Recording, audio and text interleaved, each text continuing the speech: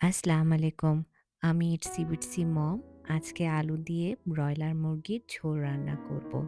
আমি অনেক সময় শুনেছি ব্রয়লার মুরগি শুনলে অনেকে নাক ছিটকায়। কিন্তু আমি এভাবে রান্না করলে আমার বাসার সবাই অনেক মজা নিয়ে খায়। তাই ভাবলাম রেসিপিটা আপনাদের সাথেও শেয়ার করি। প্রথমে আমি আলু আর পেঁয়াজ কেটে নিয়েছি। তারপর তেল দিয়ে কিছু পেঁয়াজ আগে ভেজে নেব। এই ভাজা পেঁয়াজটা আমি পরে রান্নার শেষের দিকে ব্যবহার করব।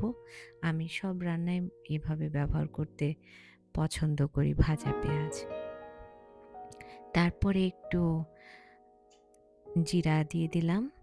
তারপরে পেঁয়াজ দিয়ে এর মধ্যে গরম মসলা যেমন ২ টো তেজপাতা, ৪-৫ টা এলাচি, দারচিনি, ৪-৫ টা লং, ৪-৫ টা গোলমরিচ দিয়ে মাংসগুলো ঢেলে দেব। তারপর ১ চিমটি জয়ফল জয়ত্রী গুঁড়াও দিয়ে দিব।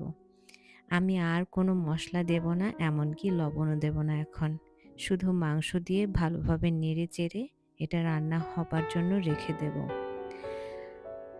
ভালোভাবে মাংসের পানিটা শুকিয়ে যাওয়া পর্যন্ত আমি এটা রান্না করে নেব। এভাবে মাংসের পানিটা শুকিয়ে ফেললে মাংসের যে বাজে গন্ধটা সেটা আর পাওয়া যায় না। তারপর মাংসের মধ্যে কিছু আলু দিয়ে নিব। যেহেতু আমি আলু দিয়ে মাংসের ঝোল তৈরি করব আজকে।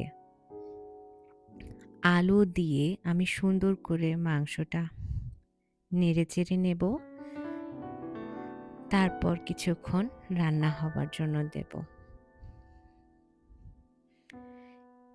আজকে আমি ১ কেজি মুরগির মাংস নিয়েছিলাম। এজন্য আমি প্রায় ২.৫ টেবিল চামচ আদা রসুনের পেস্ট ব্যবহার করেছি। আর হলুদ গুঁড়ো, মরিচ গুঁড়ো, ধনিয়া গুঁড়ো, জিরা গুঁড়ো ব্যবহার করেছি ১ টেবিল চামচ করে। শুধু শুকনা মরিচের গুঁড়ো আমি ১/২ টেবিল চামচ ব্যবহার করেছি। আমার বাসায় যে রান্নাই আমি করি সবই আমার বাচ্চারাও খায়। যার কারণে আমার রান্নার মাঝে ঝাল একটু কমই রাখতে হয়। আপনারা চাইলে ঝাল একটু বেশি দিয়ে নিতে পারেন। মসলাগুলো দিয়ে আমি সুন্দর করে মাংসটাকে নেড়ে চেড়ে নেব যেন মাংসটা ভালোভাবে রান্না হবার মতো সময় পায়।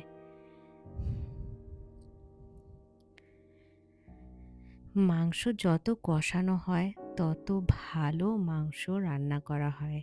যত কষা তত মজা, আমার মা বলে সব সময়।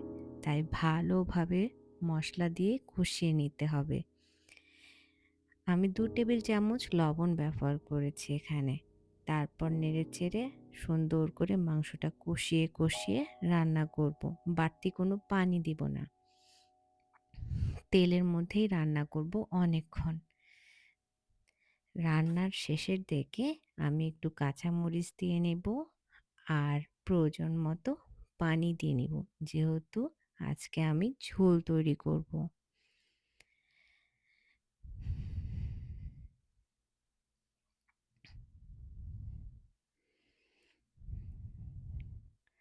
ঝোলের জন্য পানি দিয়ে এটা ফুটানোর জন্য দিয়ে দিব। রান্নার শেষ পর্যায়ে এর মধ্যে আমি গরম মসলার গুঁড়া ব্যবহার করব। আর সাথে ভাজা জিরা গুঁড়ো ব্যবহার করব। এটা রান্নার স্বাদ আরও বাড়িয়ে দেবে এবং যে পেঁয়াজটা ভেজে রেখেছিলাম সেই পেঁয়াজটা দিয়ে দিব। আমি তো এভাবে রান্না করি। আপনারা কিভাবে রান্না করেন আমাকে অবশ্যই জানাবেন। আর আমার চ্যানেলটাকে সাবস্ক্রাইব করেন। আল্লাহ হাফেজ।